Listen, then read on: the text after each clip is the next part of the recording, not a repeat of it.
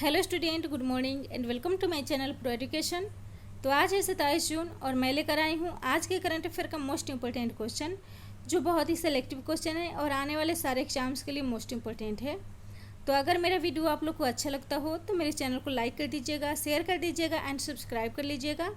चलिए स्टार्ट करते हैं। आज का हमारा पहला क्वेश्चन, हाल ही में आत्मनिर्भर उत्तर प्रदेश रोजगार अभियान किसने लॉन्च किया है? ऑप्शन ए है प्रधानमंत्री नरेंद्र मोदी, ऑप्शन बी है निर्मला सीतारमन, ऑप्शन सी है doctor Harshvardhan and option D है रमेश पोखरियाल। तो इसका राइट आंसर होगा ऑप्शन ए, प्रधानमंत्री नरेंद्र मोदी ने आत्मनिर्भर उत्तर प्रदेश रोजगार अभियान को लॉन्च किया है। उद्देश्य है कोरोना महामारी के कारण घर लौटे प्रवासियों और स्थानीय लोगों को रोजगार देना। इसके लिए उत्तर प्रदेश में 18 साल से अधिक उम्र के 30 लाख प्रवासी मजदूरों की स्क्रीन मैपिंग की गई है। तो 26 जून को एक साथ 1 करोड़ लोगों को रोजगार देने वाला उत्तर प्रदेश देश का पहला राज्य बन गया है। यह बात हो रही है उत्तर प्रदेश की। राजधानी है लखनऊ, मुख्यमंत्री हैं योगी आदित्यनाथ, राज्यपाल है आनंदीबेन पटेल, उच्च न्यायालय है इलाहाबाद उच्च न्यायालय। वर्चुअल कोर्ट को शुरू करने वाला उत्तर प्रदेश देश का पहला राज्य है। उत्तर प्रदेश में बाल श्रमिक विद्या योजना शुरू की गई है, जिसका उद्देश्य है बच्चों को कमाने के लिए अपनी शिक्षा को ना छोड़ना पड़े। मनरेगा के तहत सबसे ज़्यादा रोजगार देने वाला देश का पहला राज्य उत्तर प्रदेश है। फ्लैटेड फैक्ट्री मॉडल बनाने की घोषणा उत्तर प्रदेश ने की है। इसकी सीमाएं उत्तराखंड, हिमाचल प्रदेश, हरियाणा, राजस्थान, मध्य प्रदेश, छत्तीसगढ़, झारखंड और बिहार से लगती है। लोकसभा सीट है 80, राज्यसभा सीट है 31, विधानसभा सीट है 404, राष्ट्रीय फूल है पलाश का और राष्ट्रीय वृक्ष है अशोक। नेक्स्ट क्वेश्चन है, mobile testing food lab van किस राज्य ने शुरू किया है? ऑप्शन ए है उत्तर प्रदेश, ऑप्शन बी है हरियाणा, ऑप्शन सी है पंजाब एंड ऑप्शन डी है दिल्ली। तो इसका राइट आंसर होगा ऑप्शन बी, हरियाणा ने mobile testing food lab van को शुरू किया है, जिसका उद्देश्य है कोविड-19 के दौरान लोगों को खाद्य सुरक्षा, स्वच्छता और स्वच्छ आहार के प्रति जागरूक करना। इस लैब में खाद्य पदार्थों की 20 रुपये प्रति सैंपल की दर से जाँच की जाएगी और उसी समय रिपोर्ट भी दे दी जाएगी। तो इसको शुरू किया है हरियाणा ने। राजधानी है चंडीगढ़, मुख्यमंत्री हैं मनोहर लाल खट्टर, राज्यपाल हैं सत्यदेव नारायण आर्य, राजभाषा है हरियाणवी, हिंदी और पंजाबी, हाई कोर्ट है चंडीगढ़, जिलों की संख्या है 22, लोक नृत्य है फाग, खोरिया और डफ, प्रमुख त्यौहार है कुरुक्षेत्र महोत्सव, गुगानामी और गंगोर, नेशनल पार्क है सुल्तानपुर नेशनल पार्क और कलेसर राष्ट्रीय उद्यान। हरियाणा ने कार और जीप समेत सभी नए वाहनों की खरीद पर 1 वर्ष के लिए प्रतिबंध लगा दिया है और कोविड वाटिका हरियाणा में शुरू की गई है, जिसका उद्देश्य है कोविड-19 महामारी के प्रसार को रोकने के लिए गाँव में औषधीय पौधों वाली कोविड वाटिका बनाई जाए। नेक्स्ट क्वेश्चन है, किस राज्य ने गोधन न्याय योजना की शुरुआत की है? ऑप्शन ए है बिहार, ऑप्शन बी है उत्तर प्रदेश, ऑप्शन सी है राजस्थान एंड ऑप्शन डी है छत्तीसगढ़। तो इसका राइट आंसर होगा ऑप्शन डी, छत्तीसगढ़ ने गोधन न्याय योजना की शुरुआत की है। छत्तीसगढ़ में गोबर से वर्मी कंपोस्ट खाद बनाने, जैविक खेती को आगे बढ़ाने और फसलों की गुणवत्ता में सुधार के लिए इस योजना की शुरुआत की गई है। गोबर प्रबंधन में छत्तीसगढ़ देश का पहला राज्य बन गया है और इस योजना में राज्य सरकार गौपालकों से गोबर खरीदेगी। तो यह बात हो रही है छत्तीसगढ़ की। राजधानी है रायपुर, मुख्यमंत्री हैं भूपेश बघेल, राज्यपाल है अनुसुईया उइके। हाल ही में छत्तीसगढ़ में राजीव गांधी न्याय योजना शुरू की गई है। श्रम मित्र योजना, जिसका उद्देश्य है श्रमिकों को सरकारी योजनाओं का लाभ दिलाना। छत्तीसगढ़ वन क्षेत्रफल के हिसाब से देश का तीसरा सबसे बड़ा राज्य है और वन क्षेत्रफल के हिसाब से देश का सबसे बड़ा राज्य मध्य प्रदेश है। छत्तीसगढ़ का पड़ोसी राज्य है उत्तर प्रदेश, झारखंड, उड़ीसा, आंध्र प्रदेश, तेलंगाना, महाराष्ट्र और मध्य प्रदेश। नेक्स्ट क्वेश्चन है, भारत के बाहर विश्व का पहला योग विश्वविद्यालय किसके नाम पर स्थापित किया जाएगा? ऑप्शन ए है स्वामी विवेकानंद, ऑप्शन बी है महात्मा गांधी, ऑप्शन सी है Dayanand Saraswati and option D है राजेंद्र प्रसाद। तो इसका राइट आंसर होगा ऑप्शन ए, स्वामी विवेकानंद पर योग विश्वविद्यालय स्थापित किया जाएगा। तो इस योग विश्वविद्यालय को अमेरिका के लॉस एंजल्स में स्थापित किया जाएगा। उद्देश्य है स्वामी विवेकानंद योग विश्वविद्यालय के द्वारा पूरी दुनिया में योग के प्रति जागरूकता बढ़ाना। तो स्वामी विवेकानंद योग विश्वविद्यालय स्थापना हुई थी 23 जून 2020 में। संस्थापक है प्रेम भंडारी, अध्यक्ष हैं डॉक्टर HR नागेंद्र। तो इस विश्वविद्यालय को अमेरिका में स्थापित किया जाएगा। राजधानी है वाशिंगटन DC, राष्ट्रपति है डोनाल्ड ट्रंप, करेंसी है डॉलर। अमेरिका उत्तरी अमेरिका महाद्वीप में स्थित है। अमेरिका की संसद का नाम कांग्रेस है और स्पेस एजेंसी नासा है। मिसौरी नदी अमेरिका की सबसे लंबी नदी है। नेक्स्ट क्वेश्चन है, हाल ही में किस एयरपोर्ट को इंटरनेशनल एयरपोर्ट की मंजूरी मिली है? ऑप्शन ए है कुशीनगर एयरपोर्ट, ऑप्शन बी है सफदरजंग एयरपोर्ट, ऑप्शन सी है गया एयरपोर्ट एंड ऑप्शन डी है भागलपुर एयरपोर्ट। तो इसका राइट आंसर होगा ऑप्शन ए, कुशीनगर एयरपोर्ट को इंटरनेशनल एयरपोर्ट की मंजूरी मिली है। यह इंटरनेशनल एयरपोर्ट बनने से यूपी में पर्यटन और आर्थिक क्षेत्रों का विकास होगा। केंद्रीय मंत्रिमंडल ने कुशीनगर एयरपोर्ट, जो कि उत्तर प्रदेश में है, को इंटरनेशनल एयरपोर्ट की मंजूरी दी है। कुशीनगर एक बौद्ध स्थल है जहां गौतम बुद्ध ने महापरिनिर्वाण यानी कि मृत्यु प्राप्त किया था। नेक्स्ट क्वेश्चन है, MSME की मदद के लिए क्रेडिट गारंटी स्कीम किसने लॉन्च किया है? ऑप्शन ए है प्रकाश जावड़ेकर, ऑप्शन बी है नितिन गडकरी, ऑप्शन सी है Amit Shah and option D है डॉक्टर हर्षवर्धन। तो इसका राइट आंसर होगा ऑप्शन बी, नितिन गडकरी ने क्रेडिट गारंटी स्कीम लॉन्च किया है। तो वित्त मंत्री द्वारा आत्मनिर्भर भारत पैकेज के रूप में CGSSD को शुरू की गई है, जिसको लॉन्च किया है नितिन गडकरी ने। तो यह बात हो रही है CGSSD की। फुल फॉर्म होता है डिस्ट्रेस्ड असिस्ट फंड सब ऑर्डिनेट डेप्ट फॉर MSME। और इस स्कीम का उद्देश्य है आर्थिक रूप से तनाव से गुजर रहे छोटे उद्यमियों को उप ऋण गारंटी कवर प्रदान करना।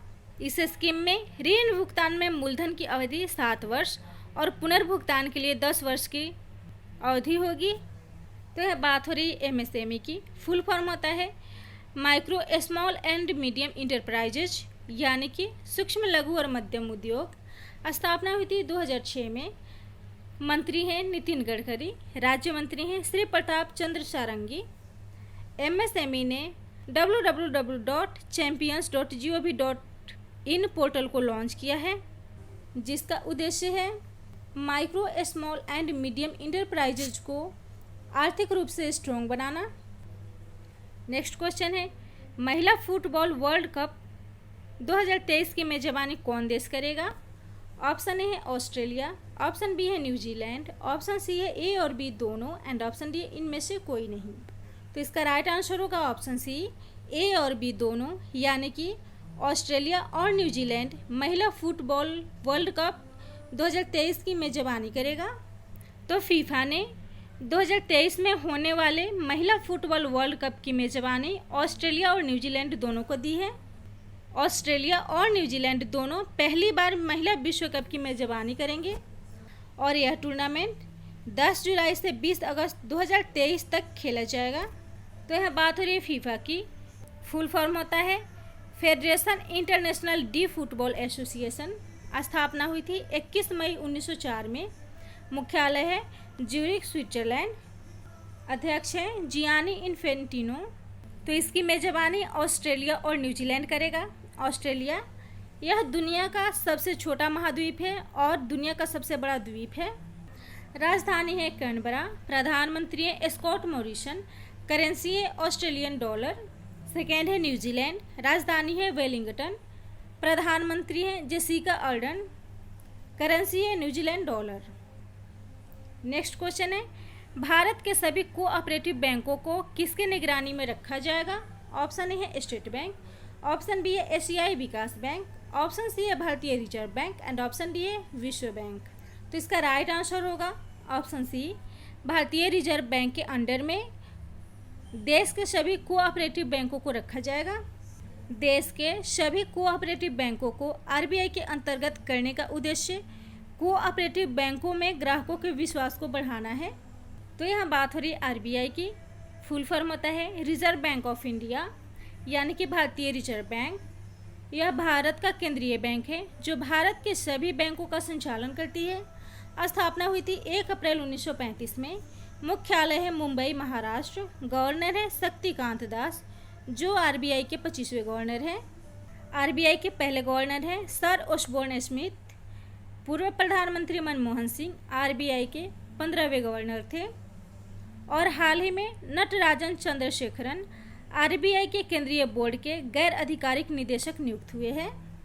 नेक्स्ट क्वेश्चन है, संयुक्त राष्ट्र में गरीबी उन्मूलन गठबंधन का संस्थापक सदस्य हाल ही में कौन देश बना है?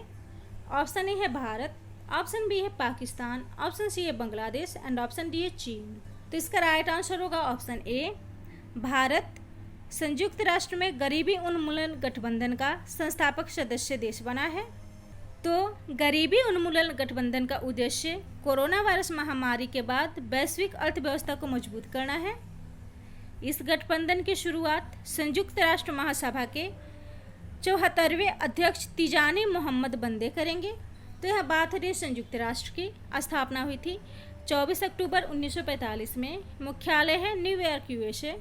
अध्यक्ष हैं एंटोनियो गुटेरस। सदस्य देश है 193। नेक्स्ट क्वेश्चन है, आईएमएफ ने 2020 के लिए भारतीय अर्थव्यवस्था कितना प्रतिशत रहने का अनुमान लगाया है?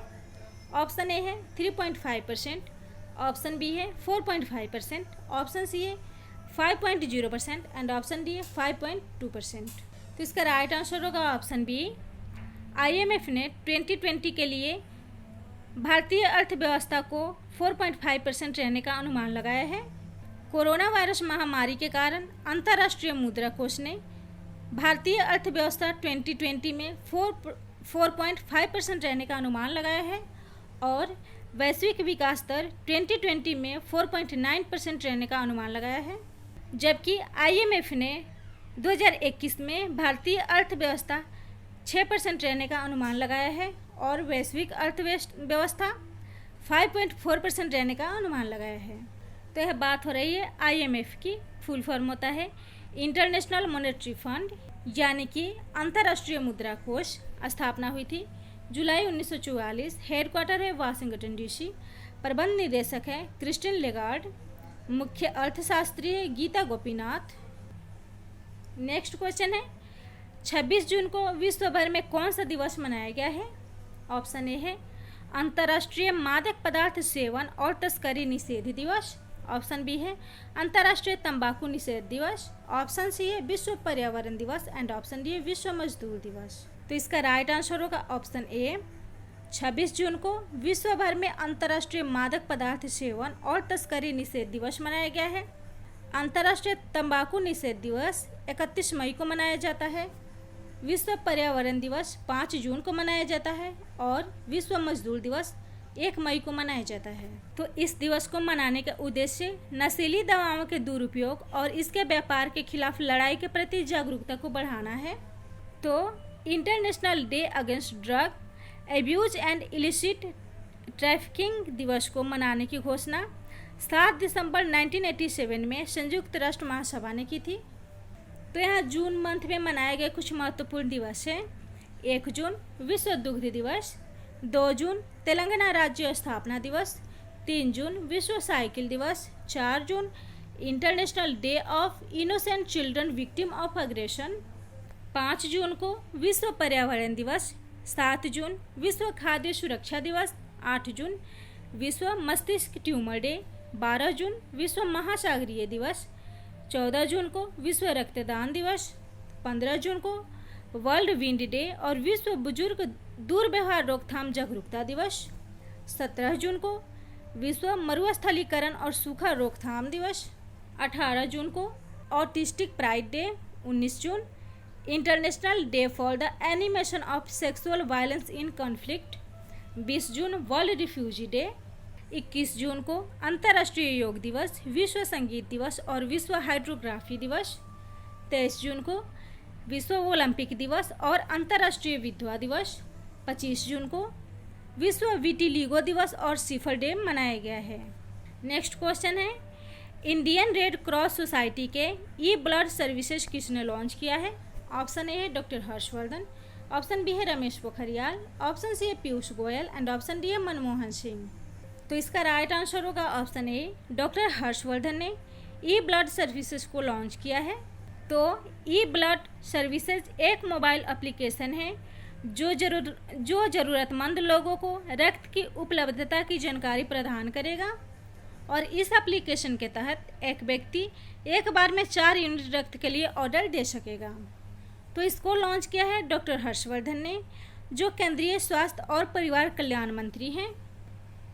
नेक्स्ट क्वेश्चन है, संजीता चानू को किस अवार्ड से सम्मानित करने की घोषणा की गई है? ऑप्शन ए है खेल रत्न, ऑप्शन बी है Bharat Ratna, option C Arjun award and option D है पद्मश्री। तो इसका राइट आंसर होगा option C, Arjun award Sanjita Chanu को दिया जाएगा। तो इसका राइट आंसर होगा option C, Arjun award. Sanjita Chanu को अर्जुन अवार्ड से सम्मानित करने की घोषणा की गई है। तो संजीता चानू को डोपिंग के आरोप से मुक्त होने के बाद इस अवार्ड से सम्मानित करने की घोषणा की गई है। Sanjita Chanu champion weight lifter हैं जो मणिपुर की रहने वाली हैं। इन्होंने 2014 में राष्ट्रमंडल खेलों में स्वर्ण पदक जीता था और उनको यह पुरस्कार वर्ष 2018 के दिल्ली हाई कोर्ट के आदेश के आधार पर दिया जाएगा। तो यह बात हो रही है अर्जुन अवार्ड की। यह पुरस्कार भारत सरकार द्वारा खेल के क्षेत्र में उत्कृष्ट प्रदर्शन के लिए दिया जाता है, जिसकी स्थापना 1961 में हुई थी। पुरस्कार राशि में 5 लाख राशि, अर्जुन की कांस्य प्रतिमा और एक प्रशस्ति पत्र दिए जाते हैं। नेक्स्ट क्वेश्चन है, फिलिस्तीन शरणार्थियों के लिए भारत ने UNRWA को कितने मिलियन डॉलर सहायता राशि प्रदान की है? ऑप्शन ए है 15 मिलियन, ऑप्शन बी है 20 मिलियन, ऑप्शन सी है 10 मिलियन एंड ऑप्शन डी है 5 मिलियन। तो इसका राइट आंसर ऑप्शन सी होगा। भारत ने UNRWA को 10 मिलियन डॉलर सहायता राशि प्रदान की है। भारत ने फिलिस्तीन शरणार्थियों के कल्याण के लिए काम करने वाले संयुक्त राष्ट्रीय राहत और निर्माण एजेंसी यानी कि UNRWA को 10 मिलियन अमेरिकी डॉलर की सहायता राशि प्रदान की है। तो यह बात हो रही है UNRWA की। फुल फॉर्म होता है United nation relief and works agency. स्थापना हुई थी 18 दिसंबर 1949 में। मुख्यालय है अमान, जॉर्डन। कमिश्नर जनरल हैं क्रिश्चियन सोन्स। तो अगर मेरा वीडियो आप लोग को अच्छा लगता हो तो मेरे चैनल को लाइक कर दीजिएगा, शेयर कर दीजिएगा एंड सब्सक्राइब कर लीजिएगा।